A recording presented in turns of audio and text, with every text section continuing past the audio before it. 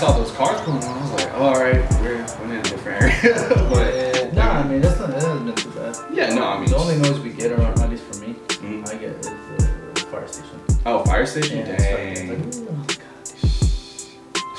anyways, yeah. So, like I said, it's only just a conversation. Nothing crazy. Share whatever you want to share. For sure. You know, there isn't like a standard to it. So, yeah, at any point in time you don't want to say something, it's cool. Just we'll go from there. That's all I can. All right. Yeah. Awesome. All right. What's going on, folks? Welcome to another episode of the Lemonade Podcast. I'm your host, Frank. Here at the Lemonade Podcast, we go by the saying, when life gives you lemons, we make lemonade and we pour it onto the world. With that, we hope to encourage, inspire, and empower those of you tuning in. Not only that, but also our guest, and today's guest is AV. What's going on, AV? What's good, man? Welcome to the show. Yeah. Oh, no, you good? No. First off the bat, just so that people know, I was, what do you call it? Introduced to you and your music, everything you do, through Graceful. So shout out to Graceful. Yeah, shout out Graceful. All right, there you go. Yeah. So we got to mention it because then she might come after one of us. I know, right? Probably yeah. you first. Be listening. Oh, yeah, for sure. You yeah. first. I think she has more. Yeah, see her at a family party and be like, oh, shit. And I'm like, I'm out. I don't know what you're talking about. Yeah, for real. No, but no, so shout out to Graceful. She was amazing. She was our first guest.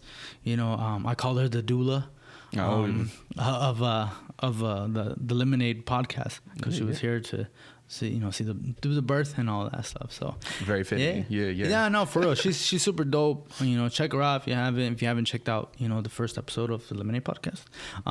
Yeah, it was a pretty dope conversation we had. Just we went deep, and so shout out to you, Graceful, if you're watching and you're listening. So yeah. Anyhow, so today we're here once again with AV, and AV, you are, and I don't want to butcher any of this. No, it's good. So why don't you just introduce yourself, or as far as what you do or why you're here? So generally as an artist, I've been more focused on just like beat making, but I started off being a rapper. Yeah. And then like off to the side, I do like photography and stuff. Yeah. But like for the most part, I think I would just like probably just pinpoint as like in order, beat maker. Sometimes I rap and shit, and then like photography. Okay. So that's probably where I'm at. But like photography is like very low. I be seeing your stuff. I'm like, yo. I appreciate that. Yeah, man. Well, I mean that takes it takes time, just like with everything else. You know, like for me, I would put photography. I also spit, so I'm an MC. Oh, okay, nice. And then whatever else comes after that. Nice. So only some people know that I spit. So okay. Shout out to all the MCs, everybody out there. I love hip hop. Hip hop is my first love. I actually go through any point in time, and I always say, oh, when did that happen? Oh, when this album came out. That's how I reference time frames, at least in my history. No, so I was like, oh, well, that's when Snoop Dogg came out with Doggy Style, or, The Chronic came out, or whatever other album came out. But yeah, man, hip hop's always been my first love. I'm all about the MC first. Yeah. The delivery, the cadence, wordplay, like all of that. I'm a what do you call it? A student of it, I would say. So I know that I've seen on your Instagram, and we'll put it in the show notes too. And for anybody that wants to come and check your stuff out. Yeah, for sure. I've where was I going with it? Matt.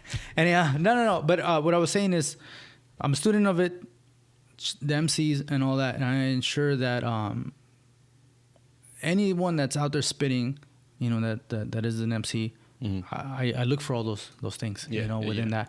And like I said, going to your IG, one of the things that I saw was you put your beat and then you say who's got bars. Oh yeah, and for sure. sure. I was like, I want to see who does have it, especially for your stuff. So, but yeah, that's where I was going with it. So, pardon my brain fart. Anyhow, but yes, back to what you do. So, producer, beat maker, what would you call it? I mean, I always feel like there's a difference, right? Where I feel like I'm building up to producer, because producer to me always just like it's like the add-on, like, yes, I know how to do the musicality of everything, but also it's like providing a vision to like what you want out of the song, right? It's kind of like the rapper versus MC thing to me. Yeah. Where it's like, yeah, there's like, people can rap. Like if you got like cadence and you know how to do it, like, yeah, everything. Of course you can rap, right? But like MCs, it's like one of those things, like, you know, like they have intention, they study shit, they like practice it, like while they're driving, while they're in the shower, like everything, you know. So producers is the same thing, and I always feel like it's like almost synonymous to like making movies as a producer, right? So like that's like kind of one of the big things for me is like, I say beat maker first because like I know how to make these loops and I know how to rap on my own shit, and then sometimes like what I'll do, like what you saw on IG, I'll like throw it out, and then most of the time it's just like the homies, you know, or I'll do it like on TikTok and shit. Like, you know, I'm just trying to figure out like, okay, where can I get an audience of people just to be like, oh, let me try something out, you know? Right. No, definitely. Yeah, and it's been fun watching you know, the those things that you say where you throw a beat out there and you'll have people like come on, be like, yeah, I got something for you, and the dude straight spin, and I was like, okay, you know, they got some stuff, which is fun, and it's fun to be able to create and just have people just jump on it. You know, I bet I wouldn't know as far as that goes, but no, man. I mean, I could send you a beat, man. Like, I mean, look, you want to try it out? Well, I mean, you know, I don't know if y'all ready for it. Oh, dang! You know what I mean, have a rap segment real quick. Frank Lemonade. Anyhow, yeah, man. I mean, I'm always up for the challenge. You know, so we can work on that. Hey, we may make a whole Lemonade soundtrack. Oh, dang! You know what I mean? So, hey, aspirations, and we just put it out there in the universe and make things happen. Yeah, man. So, you know what I mean? So, you know, back to beat making. You know, what is it that got you into it? Honestly, and I'm not gonna say names, but it's more of like a situation I was put under where I was like learning how to like just like really hone in on writing first, and then I was writing on someone else's beat. No money, right? I wasn't like trying to like make money off of this beat. And I started performing on it. And then eventually I was like kind of like asked to like, oh, why are you doing this? Like all this stuff. And it was just kind of a weird situation. Granted, on the other end, like once I started making beats, I kind of understand where he was coming from, where someone that's on your beat and they're like, you know, using it for free or whatever, like that's like, well, one part free promo for them, but also it's like you got to respect the craft of other people, right? Definitely. Right. I think like paying people out and knowing like exactly who you need to be. So I had a weird situation like that as a rapper first. And then I realized, oh, let me just try and learn how to do this. So I started like, you know, like the equipment that I have in front of me, I bought this, figured it out. And then I started going farther and farther into like the rabbit hole. And then it kind of just became the main thing. Yeah. So when I started everything, whether it's like beats or even like rapping, it was really just like for fun, you know? Yeah. Like you'll see anybody on like any kind of like, I don't know, on Sway. Like, you know, and then you'll be like, like super happy about shit, and you're just like seeing them like kind of kill it or not, you know, and then you're like sometimes I remember before I'd be like, oh, they're good, but like I think I could try and figure something out. So I'll just like write out to like same beat and then see if I could kill it. And sometimes it won't be posted. So it's very much just like a lot of curiosity is what started everything. Plus the weird beat making thing. Right. No, which is good. You know, you talk about the process, the writing process, that in itself is huge. Yeah. You know, I like the fact that you said, "Hey, I'm just making my own stuff." Yeah. Why the fuck not? Yeah. And you can spit to your own stuff too. You know what I'm saying? If it's more, you know, it almost like it molds to, you know, what you want to portray. You know, whatever it is that you want to say, and also the message.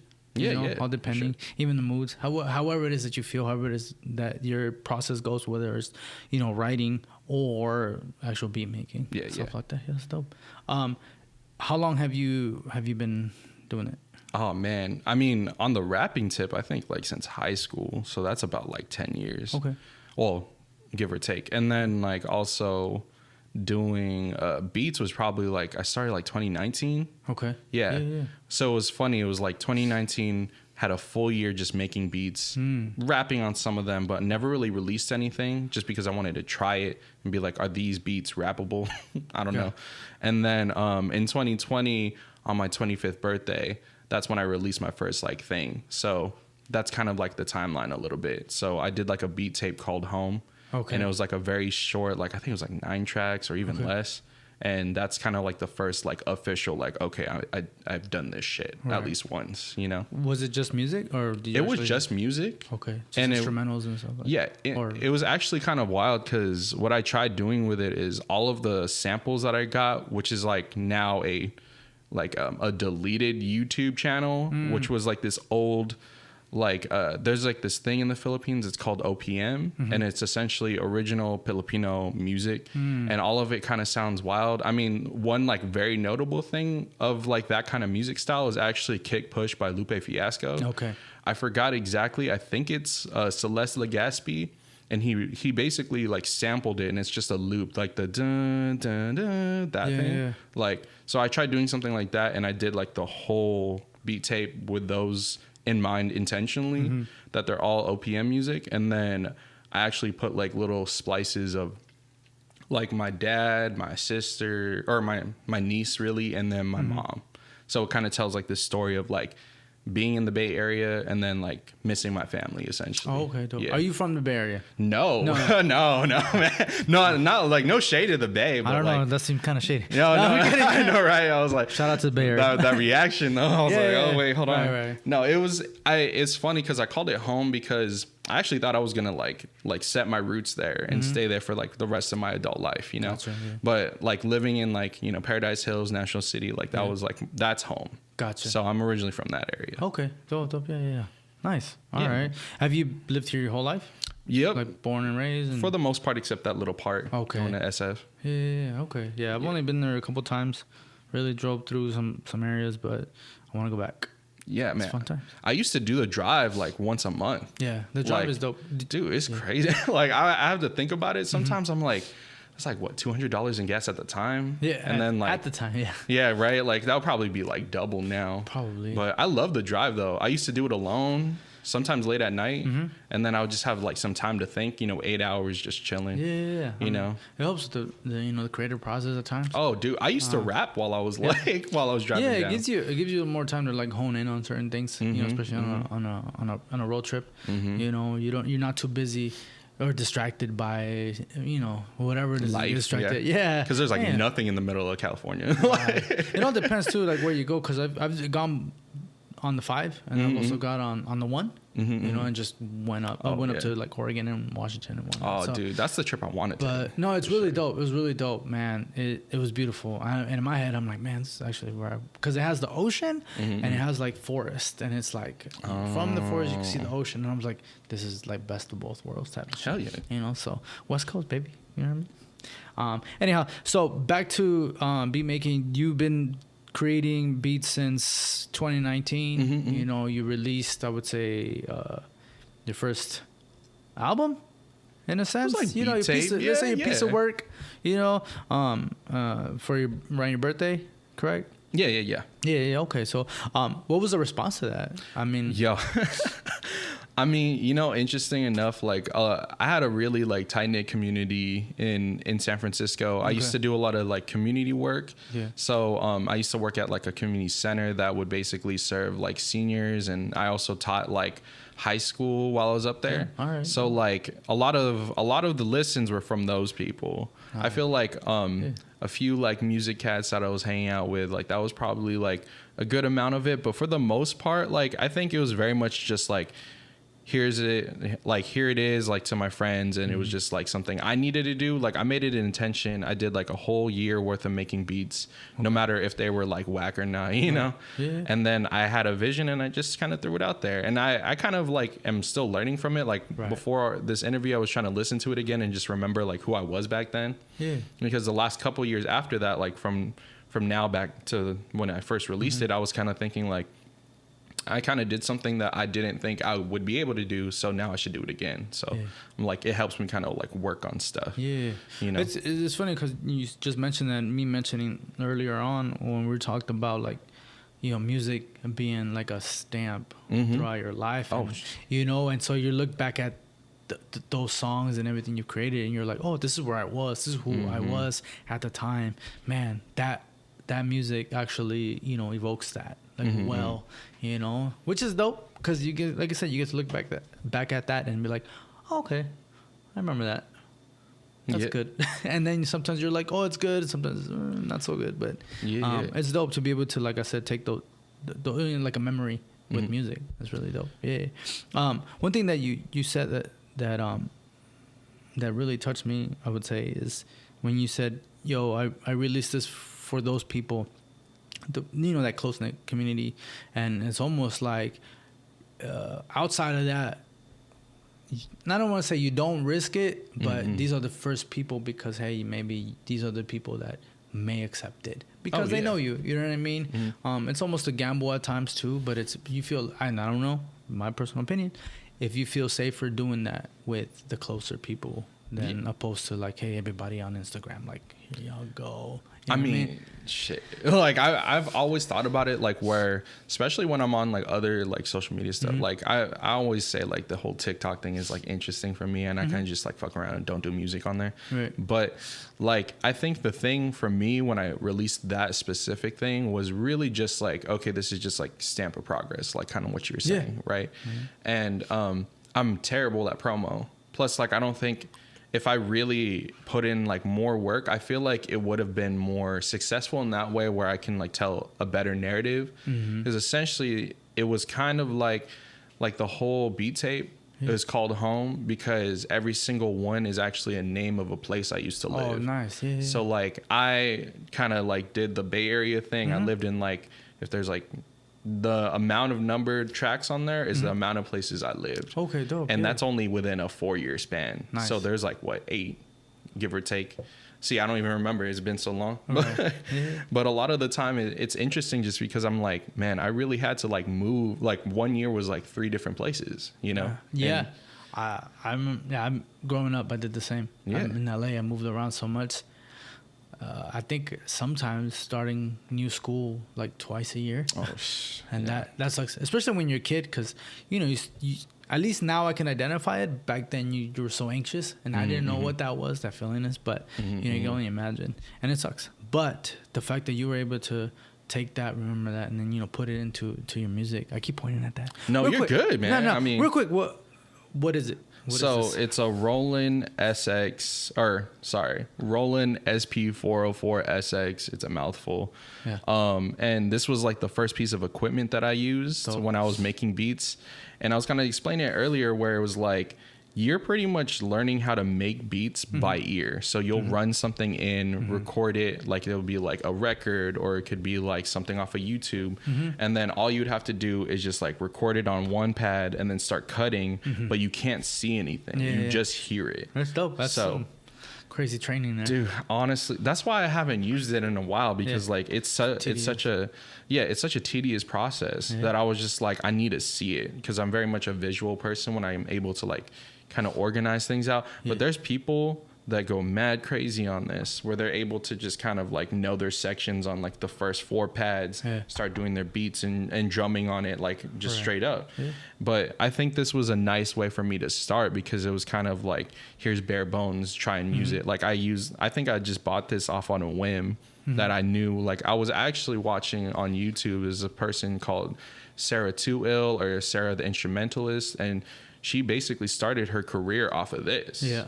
And then just kind of like skyrocketed. Nice. So I was like, oh, I need to try it, you know? Yeah, so, no, that's dope. Yeah, man. Are there anybody that, or maybe close-knit or anything like that, as far as music-wise, like with maybe even your family, but people that inspire you to go into music? Oh, dude. I mean, a lot of the people that I met, like, in the Bay, that kind of like I saw them doing their thing, definitely were the ones to like encourage me to like know, oh, I'm not just like a bedroom producer, you know what I mean? You know, like I mean, that's also a whole nother subgenre of like music, but like like folks like, I'll shout out my homie Rocky G. He's like an amazing like saxophonist, rapper. He can produce like his own album with his like homie Nug Life. Like him, like specifically, he's the homie, and I always like plug him because he's like the dude, like that I've seen like kind of just like consistently work it out. And then even like in that proximity of people, all Filipino artists, as I'm just gonna say that right now, dude is like Ruby Ibarra is another person. She's really amazing, because she started off like just rapping in college, I think, and then she just kind of like progressed her way into like this really tight knit, like fast paced, like speaking in different languages while she raps type of thing. That's dope. Yeah, and I even got to see. Level, yeah, dude, I mean, I've seen her like, you know, pretty much produce or create a vision of like what she really wants, because she's also Bay Area. Yeah. And I was actually thankful enough, or grateful and lucky enough to see her actually like co-direct one of her music videos, because an organization I was part of was helping like with kind of the back end stuff. And then just seeing her, it was like this like Filipina anthem that she just like got every single person, like did a cast call out, hundreds of people. And you just see her kind of like, you know, one, having these different generations of rappers, but also she was kind of like figuring like, what's the best thing for me to be able to be like, this is who I'm representing. Nice. You know, not everyone's going to take it the right way. Right. But seeing her do like her thing, now she's like in shows. I think one of them is like the cleaning lady or something. Like those two people, if I were to pinpoint at least like a short list, those two definitely like, it's what I want to do, but I don't know how to get there yet. No. But, I mean, all in due time. And if you, one of the biggest words, you know, that you brought up is consistency. You know, I think any artist, especially starting out, you know, it's a struggle being consistent. I think one of the biggest things is also because of the fact that at times you're the only one that believes in what you do. You know, even at times, because when the self-doubt kicks in, you're like, oh, could I don't know, but I'm gonna keep at it. Here we go, you know, and you're your only person that can stop you, you know, that consistency stuff, you know, unless you have somebody, you know, always on your ass, like, hey, bro, I need that new beat. Where's that, you know? But you starting out doing your thing, you know, not really, and you know, the influence that you have and those people that you maybe look up to or influence you, you know, are important. But like you said, it's the consistency in it, and we got to continue to do that. And I tell everyone, especially on here, you know, and because I try to tell myself, you know, I'm human, you know, sometimes I fall off that consistency wagon, you know, whatever. But it's that whole thing of, you don't have to do a whole beat all at once, you know, just grab one thing off that and work with that, and then start building it. It doesn't have to be a whole painting. You don't have to shoot everything all at once. You know what I'm saying? Take your time, for sure. You know, go through that process. It's important. It is important. It makes you stronger, you know, in what you do. Like you said, there's people on here that maybe eyes closed, they can just work it like nothing. And for you, it's a struggle. But the thing is that consistency, you staying on top of it, pursuing what you want to do, and really what drives you. And once again, I always say this, anything that lights that fire within, you know, just keep fanning that flame, and just keep going at it consistently. No, you know what I mean? For sure. You know what's kind of a trip, like while you're saying that, it was what I was thinking about consistency, is like, I feel like it's a different kind of like push to yourself when you have more free time. Versus like when I started, I actually had like little to no free time, and I really segmented like parts of my day to like get there. Exactly, it's a different kind of struggle, you know. It can be, you know, like, because like when I was in the Bay and I was making beats, I would have to wake up like, I don't know, 5:36, whatever in the morning, travel from the East Bay over. That's an hour or two commute. Wow. And that's like each day, right? And then I have to be there for the whole day because I'll be teaching, I would work, and then there's like maybe a community event I would go to. Yep. Just like all like keep going. And then I would try and make some time like at midnight to like 2 making beats. Yep. Easy, right? And then like now I'm like, I'm off of work. I'll try and like make a beat, and then that's it. Which is like true. Like I actually like totally agree with you. Like I feel like it's kind of like throwing darts for me, where I'm like, all right, let me just try and get that bullseye. If I'm not, like, I'm at least playing at the game, you know, like I'm at least doing it. Yeah, you know? So I think that's important. You stay within that realm. Yeah, man. I've always touched upon that, because you can't do everything. Sometimes you do have time, sometimes you don't. And even when you don't have the time, you'll get distracted, and you're like, oh, I'll get to it. I got X amount of time. I'll get to it. And then you never do. And then now you're like, crunch time. It's midnight. Now I got to get this beat done. And now I'm tired. You know what I mean? But yeah, it's good what you said. You know, you set yourself a day or a time in the day to like, okay, this is what I'm going to work on. And cool.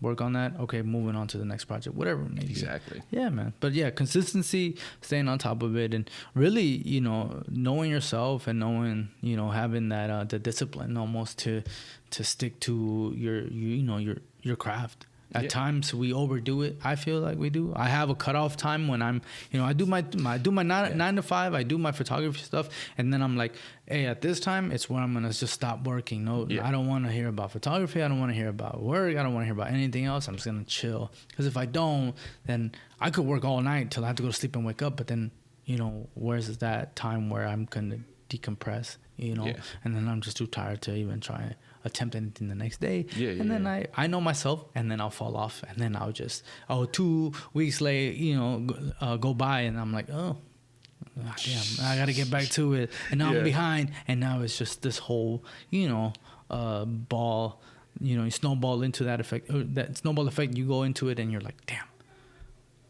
Now it's self-doubting. Am I this good? It's just the whole thing we can go into. But regardless, consistency, working on your craft and knowing yourself enough to be disciplined enough to continue on with it and stuff. So, yeah. I don't know if Matt has a question. So I'm going to give him some time to prep if he doesn't yet. I got one. Okay, cool. But we'll go into that a little bit after. Just one of the last things, is... How do you feel what you've done, just alone with as far as beat making and just the music aspect of it has impacted you and to anyone around you?